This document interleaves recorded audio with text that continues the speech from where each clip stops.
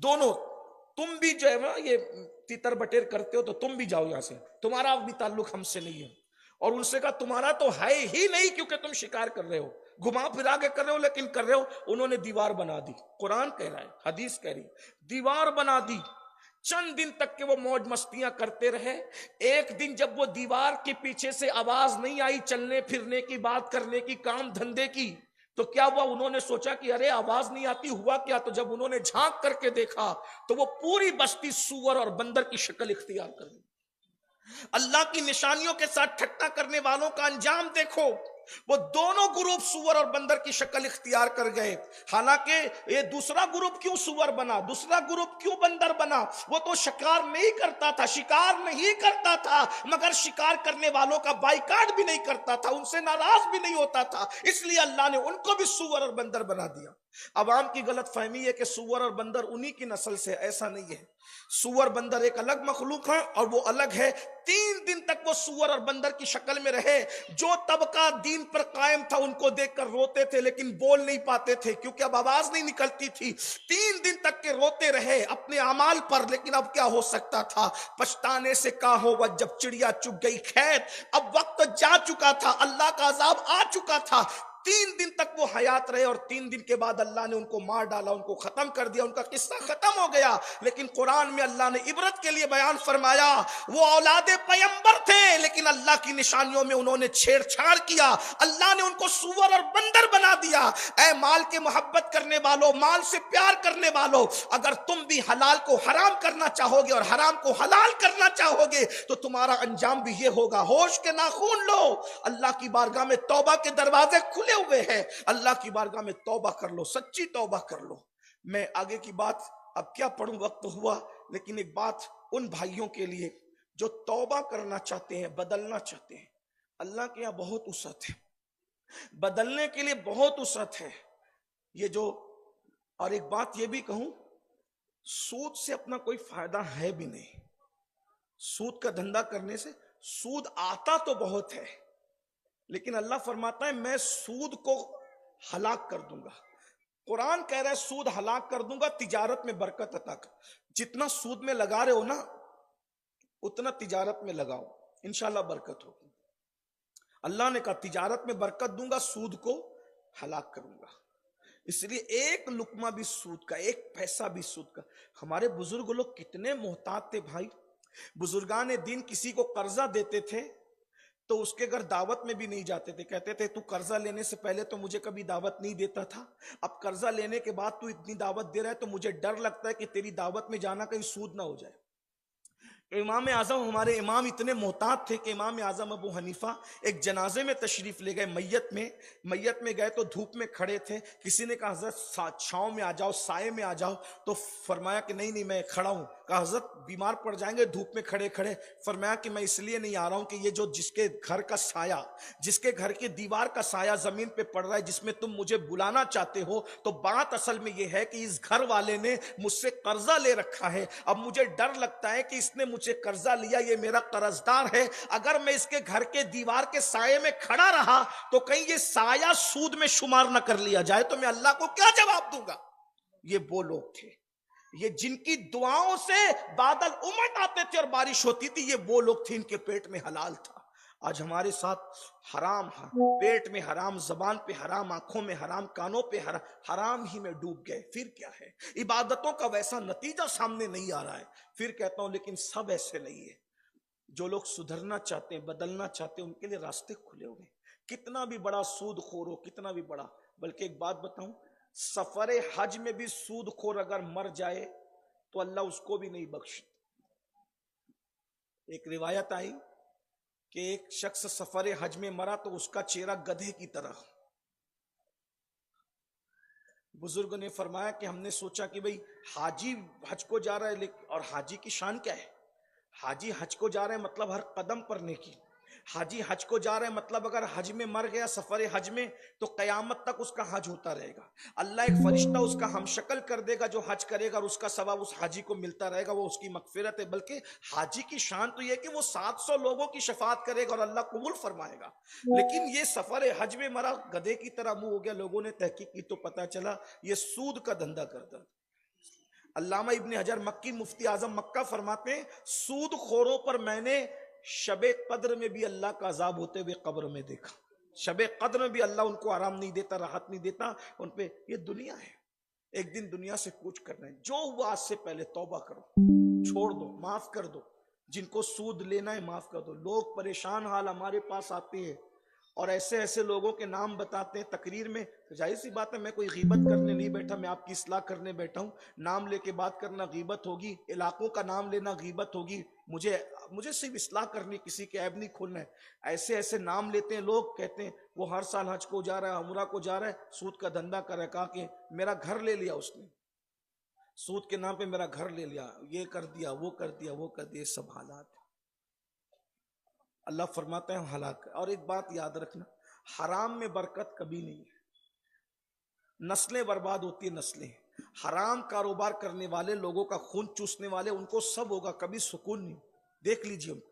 سود خور بے مروت قوموں کو کبھی اللہ سکون نہیں دیتا، ان کو کبھی سکون نہیں ہے. سکون کبھی ان کو نصیب نہیں. ہمیشہ بے چین رہتے ہیں، بے قرار رہتے ہیں.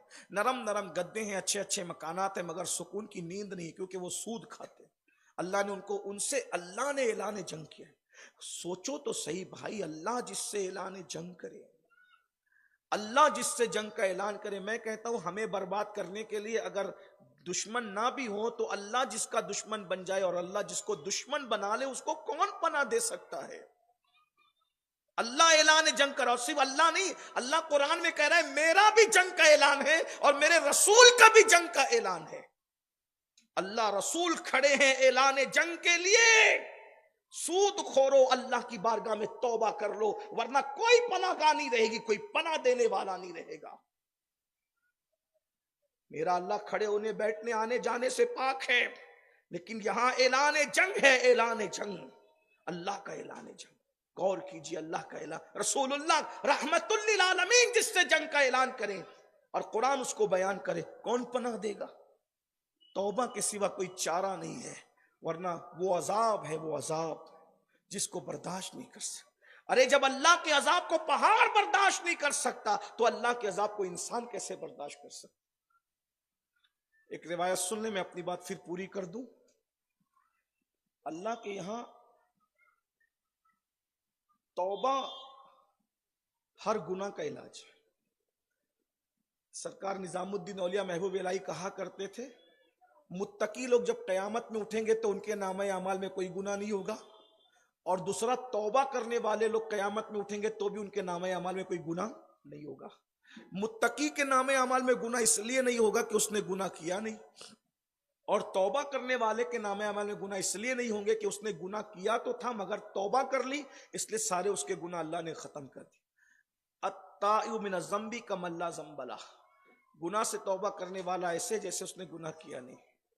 اور جو توبہ کر لیتے ہیں کیسے بھی ہو، کیسے بھی ہو، کیسے بھی ہو، کیسے بھی ہو، توبہ کرتے ہیں تو اللہ اعلان کر رہا ہے ان اللہ یحب التوابین. تو کیسا بھی تھا مگر توبہ کر لیا تو میں نے تجھے اپنا محبوب بنا لیا. کہتے ہیں کہ ایک شخص تھا اور اس کا سود کا دھندا تھا. سود کی بات آئی تو سود پر ہی بات پوری کر لوں. اگر کوئی توبہ کر لے تو اسے سلام ہے، اللہ توفیق دے ہم سب کو توبہ کی، سچی توبہ کی. سود کا دھندا تھا، حرام بیاج کا دھندا تھا. اور یہ بات یاد رکھنا جو سود کا دھندا کرتا ہے وہ بے مروت ہوتا ہے، جلدی سدھرتا نہیں. سود خور کا دل بہت سخت ہوتا ہے، پتھر سے بھی زیادہ سخت، کیونکہ وہ لوگوں کا خون پینے کا عادی ہوتا ہے.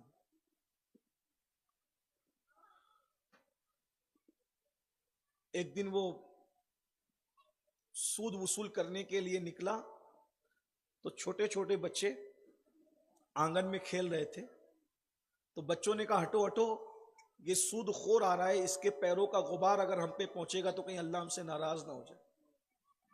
وہ سود خور نے سوچا کہ میں اتنا بیکار آدمی ہو گیا، اتنا گندا ہو گیا، اتنا نکما ہو گیا کہ بچے بھی مجھ سے نفرت کرتے ہیں، بچے بھی مجھ سے نفرت کرتے ہیں. لیکن بچوں کی بات نے دل پہ اثر تو کیا، لیکن دل اتنا سخت ہو گیا تھا کہ فوراً پلٹے نہیں. گئے وہاں، جانے کے بعد جہاں پیسے وصول کرنے تھے کہا بھائی لاؤ میرا ہفتہ دو. ایک خاتون تھی گھر میں، اس نے کہا دیکھو اس کے ابا گھر میں نہیں ہیں اور وہ تمہارے پیسوں کا انتظام کرنے گئے، پتا تھا کہ تم آج کی تاریخ میں آؤ گے، تو وہ ہے نہیں، وہ پیسوں کا انتظام کرنے گئے، پیسوں کا انتظام ہوگا تو لا کر کے دے دیں گے۔ کہا میں تمہیں پتا ہے نا کہ میں جس کے دروازے پہ آتا ہوں خالی نہیں جاتا، اب میں خالی جاؤں اس کے لیے بھی اس سود پر بھی مجھے سود چاہیے۔ غور کیجیے، میں خالی جاؤں اس سود پر بھی مجھے سود چاہیے۔ اس نے کہا دیکھو کئی دن کا فاقہ ہے، بچوں کے ابا جو ہے وہ بکری کا سر اور پیر لے کر کے آئے تھے، قرض، وہ بھی قرض مانگ کے لائے تھے، کہا بچوں کو کھلائیں گے، آپ ایک کام کرو یہ لے لو چلے جاؤ۔ وہ لے کر کے گھر واپس آئے، وہ جوان بیوی کا پکاؤ، جب پکنے لگا تو بڑی خوشبو آ رہی تھی بکری کے سر اور پائے کی۔ ایک فقیر نے دروازے پہ دستک دی، کہا کہ بھئی کچھ کھلا دو، بہت خوشبو آ رہی ہے۔ تو ان جناب نے دروازہ کھول کے کہا کہ میں تمہیں کھلاؤں گا تو تم مالدار نہیں ہو جاؤ گے، لیکن اگر تم کو دے دوں گا تو میں غریب ضرور ہو جاؤں گا، جاؤ یہاں سے، نہیں دے سکتا۔ کچھ فقیر دروازے پر مانگنے نہیں آتے، کوئی ضروری نہیں مانگنے، کچھ ایسے ہوتے ہیں جو مانگنے کے بھیس میں دینے آتے، سب لینے نہیں آتے، کچھ دینے آئے، وہ دے کر کے چلا گیا۔ اس نے جاتے جاتے کہا سود خور، ایک وقت وہ ضرور آئے گا کہ تو اللہ کی عدالت میں کھڑا رہے گا اور اللہ کو تجھے جواب، اللہ کی بارگاہ میں تجھے جواب دینا پڑے گا، تو اللہ کو جواب دے گا۔ اس وقت کیا کیفیت ہوگی؟ کیا وہ وقت نہیں آیا کہ تو توبہ کر کے بدل جائے، اپنی زندگی بدل دے، سود خوری سے تو توبہ کر لے؟ بہت دن وہاں جلد آنے والا ہے جس دن حساب ہوگا۔ اَيَحْسَبُ الْإِنسَانُ أَن يُتْرَكَ سُدًى، کیا انسان یہ تصور کرتا ہے کہ اس سے حساب نہیں لیا جائے گا؟ اس سے حساب لیا جائے گا۔ پھر کیا ہوا؟ وہ تو چلا گیا، جیسے ہی ہانڈی پک کر کے دسترخوان پر آئی، بھوک تیزی سے لگی ہوئی تھی اور خوشبو اور بھوک بڑھا رہی تھی، جیسے ہی ڈھکن ہٹایا ہانڈی کا تو کیا دیکھا؟ پوری ہانڈی خون بن گئی، پوری ہانڈی خون بن گئی۔ ایک واقعہ بچوں کا، دوسرا واقعہ فقیر کا، تیسرا واقعہ خون بننے کا۔ بیوی نے کہا میں نے تمہیں پہلے ہی کہا سدھر جاؤ، بس کرو، بہت ظلم کر چکے، بہت سود کھا چکے، بہت حرام دھندا کر چکے، مت کرو یہ سب۔ دیکھو اللہ کیا نشانیاں دکھا رہا ہے، بدل جاؤ، اللہ کے لیے بدل جاؤ۔ انسان کے سدھرنے میں بھی اور انسان کے بگڑنے میں بھی اس کی بیوی کا بڑا ہاتھ ہوتا ہے۔ اگر عورتیں شوہر کو تنگ کرے کہ کچھ بھی کر ہماری مانگ پوری کر، تو اچھا بھلا آدمی بھی حرام کام کی طرف مبتلا ہوتا ہے۔ اللہ کے رسول علیہ السلام فرماتے ہیں بہت سارے لوگوں کو جہنمی اس کے گھر والے بناتے ہیں کہ اس سے ایسا ایسا مطالبہ کرتے ہیں، یہ لا دو، یہ لا دو، یہ لا دو، حالانکہ اس کی حیثیت اور اوقات نہیں ہوتی، مگر پھر بھی وہ گھر والوں کی مانگ پوری کرنے کے لیے حرام راستے پہ پڑ جاتا ہے۔ نتیجہ یہ ہوتا ہے کہ گھر والے اس کو حرام کا عادی بناتے ہیں۔ میں اپنے بھائیوں سے کہتا ہوں یاد رکھنا، گھر والوں کے کہنے پر ہستی کے اور اوقات کے مطابق ان کی بات پوری کرو، لیکن اگر نہیں پوری کر سکتے تو ان سے معذرت کر لو۔ ان کی دنیا کو خوبصورت بنانے کے چکر میں اپنی آخرت کو برباد مت کرو، کوئی ساتھ آنے والا نہیں۔ کچھ لوگ کہتے ہیں میرے بچے اوروں کے بچوں کی طرح اچھے کپڑے پہنے، اچھی سوچ ہے، میرے بچے اوروں کی طرح شان و شوکت کے ساتھ رہے، اوروں کے بچوں کی شادی کی طرح میرے بچوں کی شادی ہو، اوروں کے بچوں کی طرح میرے بچوں کا گھر ہو۔ لیکن میرے بھائی جب حیثیت نہیں ہے تو حرام کر کے نہیں کرنا، حرام کر کے کوئی اتنا ہی کہے گا نا کہ یار وہ فلاں جھوپڑے میں رہتا ہے، لیکن حرام نہیں کرنا، حرام کی طرف نہیں جانا۔ اور عورتوں سے بھی کہتا ہوں اتنا مطالبہ مت کرو شوہر سے کہ تمہارا شوہر حرام کی طرف چلا جائے۔ اچھا کچھ لوگ ایسا بھی کرتے ہیں کہ سب کا ہڑپ کر کے سال دو سال شہر سے بھاگ جاتے ہیں اور پھر داڑھی واڑی رکھ کے بہت نیک بن کر آ جاتے ہیں۔ یہ توبہ نہیں ہے، مال لے کر بھاگنے والے کی توبہ یہ نہیں ہے کہ آپ داڑھی رکھ لیں، ٹوپی پہن لیں اور آپ واپس آ جائے بھولا بالا چہرے لے کے، یہ توبہ نہیں ہے۔ مال کی توبہ یہ ہے کہ اگر کسی کا مال لے کر کے بھاگا ہے اور اس کے پاس مال موجود ہے تو وہ مال لوٹانا پڑے گا، جب تک نہیں لوٹائے گا توبہ کرنے والوں میں شمار نہیں ہوگا۔ اور اگر مال ختم ہو چکا ہے تو معافی مانگ لو، جب تک معافی نہیں مانگے گا توبہ کرنے والوں میں شمار نہیں ہوگا۔ یہ آج ٹرین چل پڑا ہے، فیشن بن گیا ہے، خوب مال لے کر کے بھاگ جاؤ، اس کے بعد سال دو تین سال کے بعد واپس آ جاؤ اور داڑھی بڑی ہوگی اور ٹوپی ہوگی اور باتیں تو ایسی کریں گے جیسے ولی کتب ابدال کی محفل سجی ہوئی ہے۔ یہ حال ہے، یہ سب نہیں چلتا۔ ہاں اسلام میں ہر چیز کی توبہ الگ الگ ہے۔ سب چیز کی توبہ جدا جدا ہے.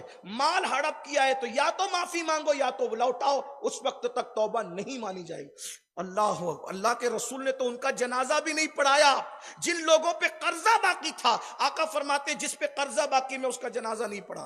حضور نے جنازہ نہیں پڑھایا ان لوگوں کا. تو میں بات کیا کر رہا تھا, بیوی نے کہا سدھر جاؤ, بدل جاؤ, تبدیل ہو جاؤ. بس 3 واقعات ایک دن میں ہوئے اور دل میں خیال آیا اب مجھے بدلنا ہے, اب مجھے بدلنا ہے, میں نے تبدیل ہونا ہے, اپنی زندگی میں انقلاب پیدا کرنا ہے.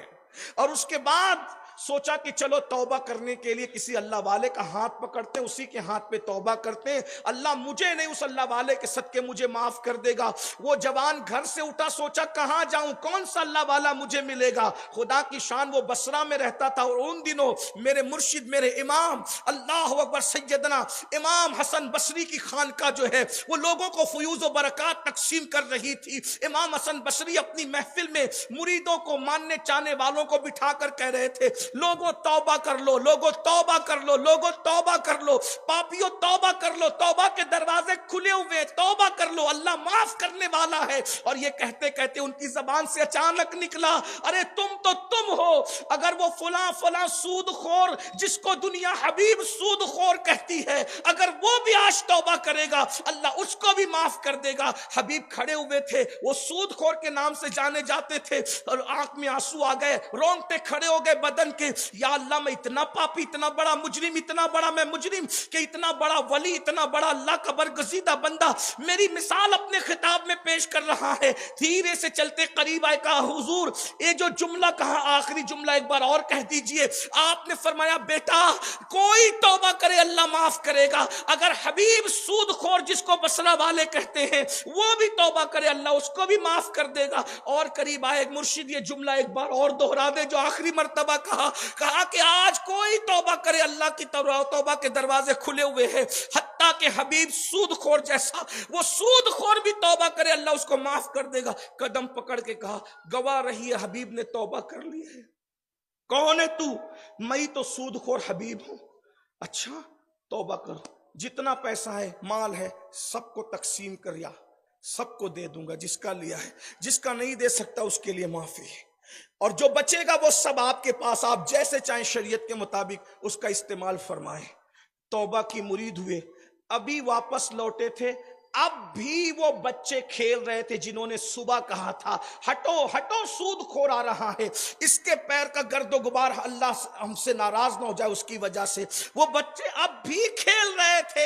اللہ اکبر, جیسے ہی یہ گھر کی طرف آئے بچوں نے کہا ہٹو ہٹو, اللہ کا حبیب بن کر یہ حبیب آ رہا ہے, اس کو راستہ دے دو. حبیب اللہ کا حبیب بن کر آ رہا ہے.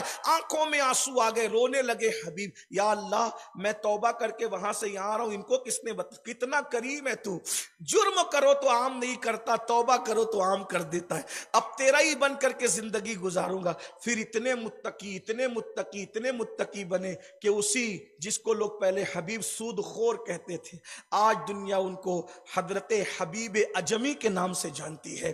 امام حسن بصری نے بڑے بڑے ولیوں کی موجودگی میں جس کو خلافت دی وہ حبیب اجمی ہے. رسول اللہ کا معراج والا جبہ جس کو سونپا وہ حبیب اجمی ہے. جو غریب نواز کے پیروں کا پیر بنا وہ حبیب اجمی ہے. جو غوث پاک کے پیروں کا پیر بنا وہ حبیب اجمی ہے. اور حبیب کو اس مقام پر جس نے پہنچایا وہ سچی توبہ ہے, سچی توبہ کی برکت ہے. آئیے آج سے پہلے جو ہوا سو ہوا, ہم رمضان شریف کی طرف بڑھ رہے ہیں, خدا کے لیے سچی توبہ کر لیں. جنہوں نے سود سے پیسے لیے دیے, لینے والوں سے کہتے, میں سمجھتا ہوں میرے جلسے میں تو دینے والے نہیں آتے ہوں, ناراض رہتے ہیں. لینے والے غریب طبقہ ہی زیادہ آتے ہیں. ان سے کہتا ہوں تم لینا چھوڑ دو, وہ کس کے ساتھ دھندا کریں. اللہ کے لیے لینا جتنی چادر ہے اتنے پیر پھیلانا سیکھو. یہ رسول اللہ اتنے مالداروں کے پیٹ پہ پتھر کیوں باندھتے تھے؟ کیوں باندھتے تھے؟ اسی لیے کہ وہ ہماری غربت پہ پردہ ڈالتے ہیں. کبھی فاقہ بھی تو کرو. ہو سن لو فاقے کی فضیلت, سن لیجئے. جس سے اللہ محبت کرتا ہے اس کو کھانا کھلاتا ہے. سن رہے ہیں آپ؟ توجہ ہے آپ کی. جس سے اللہ محبت کرتا ہے اس کو کھانا کھلاتا ہے, جس سے زیادہ محبت کرتا ہے اس کو فاقہ کرواتا ہے. آپ نے روزے تو رکھے, کبھی فاقہ کر کے دیکھنا. فاقہ کرو گے تو یاد آئے گی سیدہ فاطمہ کی، فاقہ کرو گے تو یاد آئیں گے رسول اللہ کے پیٹ پہ پتھر باندھ. اور ہمارے بزرگان چشت تو 100 میں چشت رکھتے تھے، یعنی افطار کرنے کے بعد بھی وہ فاقہ کرتے، دوسرے دن پھر فاقہ دیں. بابا فرید تو یہ فاقہ 7 دن تک لے جاتے تھے. کبھی فاقہ، آپ کو بتاؤں، جس دن فاقہ ہوگا اس دن سمجھ میں آئے گا کہ فاقہ کہتے کس. کبھی فاقہ کر کے دیکھ. یہاں تو صبح اٹھے تو بریک فاسٹ کے نام پر ہڑپ کر لیا 4 پراٹھے، پھر ظہر کے وقت پھر آ گئے، پھر ڈٹے، پھر اس کے بعد عصر سے پہلے پھر ڈٹے، پھر اس کے بعد مغرب کے بعد سیخ کباب کھایا، پھر اس کے بعد رات میں 2 بجے تک. میں سمجھتا ہوں کہ یہ بھینس اور گائے اور یہ بکرے بھی دیکھ کر کے سوچتے ہوں گے کہ کیا انسان بدلا کہ کھانے کے لیے جی رہا ہے صرف، اور جتنا کھا رہے ہیں اتنے بیمار پڑ رہے ہیں. کبھی فاقہ کرو، اس کا لطف دیکھو. میں آپ کو یوں ہی نہیں کہہ رہا ہوں، کر کے دیکھو ذرا، دل روشن نہ ہو. جب آدمی بھوکا ہوتا ہے تو اللہ اپنے انوار داخل کرتا ہے پیٹ میں، نور اترتا ہے، نور اترتے ہوئے محسوس ہوتا ہے. کر کے دیکھیے. ایک بندہ ایسا آپ کے درمیان بیٹھا ہے، اللہ اکبر، کہ اس نے عرفات کے میدان میں فاقہ کیا. وہ بندہ آپ ڈھونڈ لینا، آپ کو میں بتاؤں گا اس کا پتہ، وہ آپ کو اس کو سمجھ میں آئے گا. اس نے عرفات کے میدان میں فاقہ 48 گھنٹے تک کچھ نہیں کھایا. تو جتنی دیر تک اس نے کچھ کھایا نہیں، اس کو استنجا کی حاجت بھی نہ ہوئی. اور اس نے اس دن اپنے پیٹ میں عرفات اور مزدلفہ میں اللہ کا نور اترتے ہوئے محسوس کیا، اپنے دل کو روشن ہوتے ہوئے محسوس کیا. اور دل کی آنکھوں سے میدان عرفات میں بہت سارے اولیاء کی اس نے زیارت کی، صرف فاقے کی برکت. انشاءاللہ پروگرام کے بعد کبھی وقت رہا تو میں بتا دوں گا اس بندے کا پتہ، اس سے ملاقات کیجیے، آپ کو اس کی برکت پتہ. آپ کے درمیان ایسے لوگ بھی موجود ہیں، میں نے اس سے ملاقات کی ہے. آپ سے بھی کہتا ہوں کبھی فاقہ کر کے دیکھیے، انشاءاللہ اس کی برکت ہوگی. تو اللہ جس سے محبت کرتا ہے اس کو کھلاتا ہے، اور جس سے زیادہ محبت کرتا ہے اس کو فاقہ. جب محبوب الہی فاقہ کرتے تھے تو ان کی امی کہتی تھی بیٹا آج ہم اللہ کے مہمان، جتنی چادر ہے اتنا جینا سیکھو، بہت زیادہ. اور ایک بات آپ کو بتاؤں، دنیا استعمال کے لیے صرف اس کو استعمال کرو، اور اللہ رسول پیار کے لیے ان کو پیار کرو. اللہ کے بندے پیار کے لیے، استعمال کی چیز کے لیے جو پیارے ہیں ان سے جھگڑا مول کرو، بدلو، ورنہ ایک دن یہ ٹمٹماتا ہوا دیا زندگی کا، روح اور جسم کا رشتہ ٹوٹے گا، مر جاؤ گے، ختم ہو جاؤ گے، ہڈیاں پگھل جائے گی، قبر ختم ہو جائے گی، قبر ڈھسل جائے گی، کوئی نام لینے والا نہیں رہے گا، کوئی دعا کرنے والا نہیں رہے گا. عذاب بھگتتے رہو گے. دنیا تمہارے مال پہ موج مستیاں کرے گی، تم عذاب بھگتتے رہو گے. اس لیے اپنے آپ کا سوچو، حلال کماؤ، حلال سی بچوں کو پالو، حلال ہی بچوں کے لیے جماؤ. اور اللہ نے حلال دیا ہے تو 2.5% پوری زکوٰۃ نکالو، اللہ کی راہ میں خرچہ کرو. اور یاد رکھنا اللہ پاک ارشاد فرماتا ہے لن تنالوا البر حتى تنفقوا مما تحبون،